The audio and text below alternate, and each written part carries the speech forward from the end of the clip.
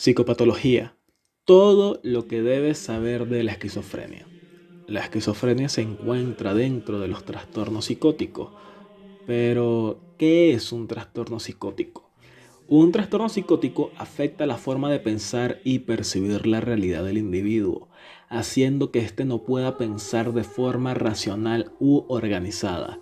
Estos alteran la percepción de la realidad, distorsionando la información que recibe del ambiente e interpretándola de forma errática, como a su vez le puede añadir elementos propios e irreales a la realidad que percibe, por lo que en un lado tenemos que se interpreta mal y por el otro lado que se añaden elementos sensoriales extras que afectan la percepción de la misma realidad. A estas alteraciones se le llaman delirios o alucinaciones. Los síntomas de los trastornos psicóticos también incluyen alteraciones en la conducta y el lenguaje.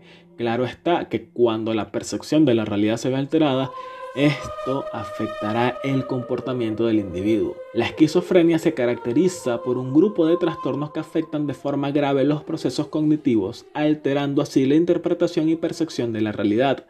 Trastornos afectivos que alteran de forma directa las emociones del individuo, la desintegración de la personalidad y posteriormente el aislamiento social por todas las contingencias creadas debido a los síntomas anteriores. Los síntomas de la esquizofrenia son tan graves que el 25% de los diagnosticados con la enfermedad han intentado quitarse la vida y el 10% logra hacerlo.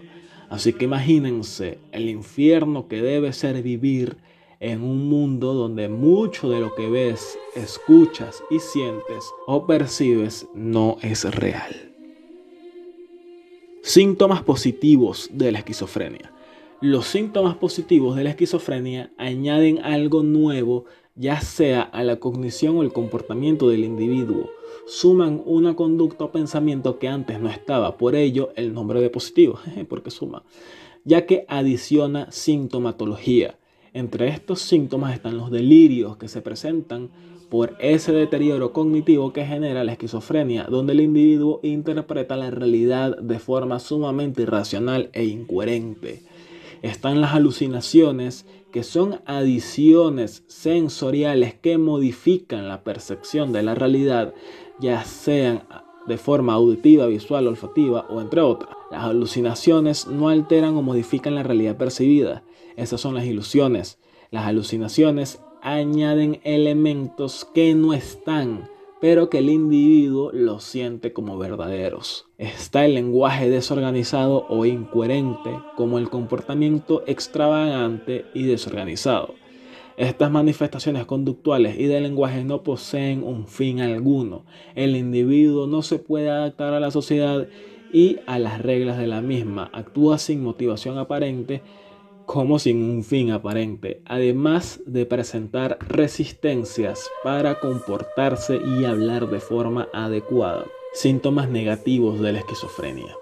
Si los síntomas positivos añaden algo nuevo, ya sea a la cognición o el comportamiento del afectado, los negativos le sustraen algo a la cognición o el comportamiento del esquizofrénico.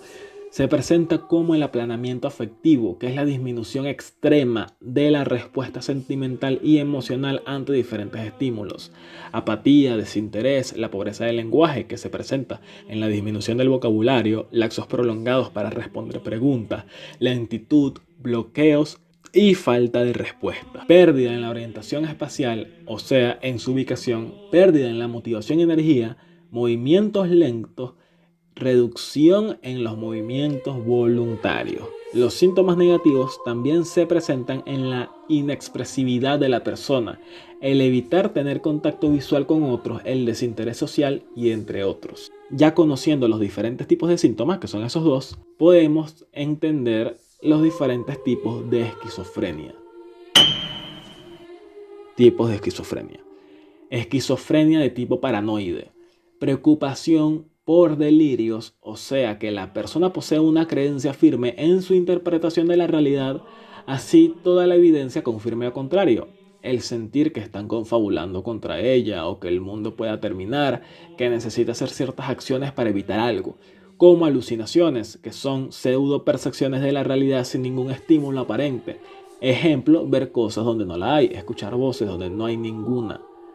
Un lenguaje desorganizado, escaso o incoherente, conducta errática o desorganizada, incapacidad para experimentar emociones o sentimientos. Y en términos psicopatológicos, aplanamiento afectivo, como lo mencioné anteriormente, o afectividad inapropiada y confusión mental son los síntomas de la esquizofrenia paranoide. Esquizofrenia de tipo desorganizado.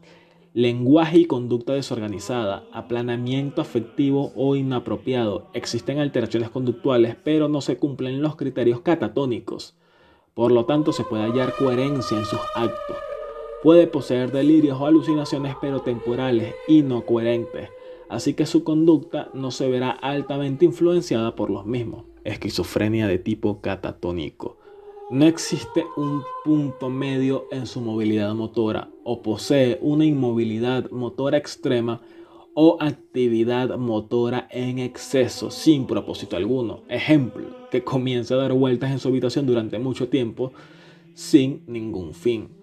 Estos se rehusan a seguir instrucciones, o sea, niveles extremos de negativismo, como se rehusan a hablar, además de ecopraxia, repetición involuntaria de la conducta o movimientos observados en otras personas, y ecolalia, repetición involuntaria del lenguaje de otra persona. Esquizofrenia de tipo indiferenciado.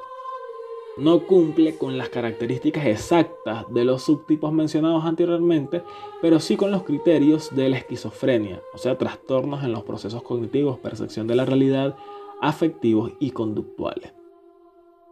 Esquizofrenia de tipo residual.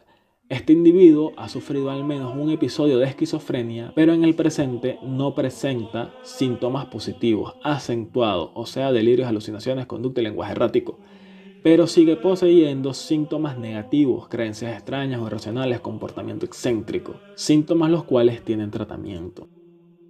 Tratamiento de la esquizofrenia. En el caso de las alucinaciones y delirios, cuando el medicamento no funciona con los pacientes, se ha comprobado que el confrontar a los pacientes con respecto a los mismos puede brindar resultados positivos. No en todos los casos, ya que dentro de la misma creencia irracional, interpretación errónea de la realidad o los estímulos no existentes que éste perciba, puede ayudar a que dentro de su mismo proceso mental encuentre una forma de refutar cualquier argumento lógico. O sea, todo lo que se ha creado dentro de su mente debido a su cognición alterada y afectada sirve de contingencia para refutar el argumento lógico contrapuesto que le puede hacer un terapeuta. Y entonces conseguirá una forma de mantenerse dentro de su creencia irracional. Pero según los libros de psicopatología que estoy leyendo, varios psiquiatras y psicólogos han encontrado resultados positivos al seguir una línea de cuestionamientos lógicos con sus pacientes delirantes y al confrontarlos en contra de sus delirios o alucinaciones, lograr que las superen y las dejen de creer. Pero esto no sucede en todos los casos por los motivos que mencioné anteriormente. La terapia cognitivo-conductual y la medicación con antipsicóticos son los tratamientos comunes para la esquizofrenia. Incluso mucho tiempo después del último brote psicótico del paciente, la terapia es necesaria para poder reinsertar de forma positiva al paciente en la sociedad y remover esas contingencias creadas por la enfermedad que puedan seguir afectando sus pensamientos y comportamiento de forma normal. Se han identificado más de una docena de genes susceptibles que proporcionen ese sesgo genético de ser propenso al procesamiento ineficiente de la información. Pero no quiere decir que la esquizofrenia tenga un origen 100% biológico, ya que existen factores psicosociales que afectan de forma directa la magnitud de la misma en el individuo. Por lo tanto, poseer ese sesgo genético que te predispone a la esquizofrenia y una crianza en malas condiciones es lo que conspira en conjunto para producir la enfermedad. La estructura cerebral de los pacientes esquizofrénicos posee elementos en común, como estructuras corticales más pequeñas y un alargamiento de los ventrículos, además de una gran pérdida de materia gris en comparación con una persona sana. Estas alteraciones en la estructura del cerebro afectan la integridad y la comunicación entre diferentes partes del mismo, lo que conlleva a que posean los síntomas cognitivos que presentan las personas esquizofrénicas. Esto propicia a que en diferentes áreas del cerebro haya un exceso de comunicación, como se dificulte mucho la comunicación en distintas partes.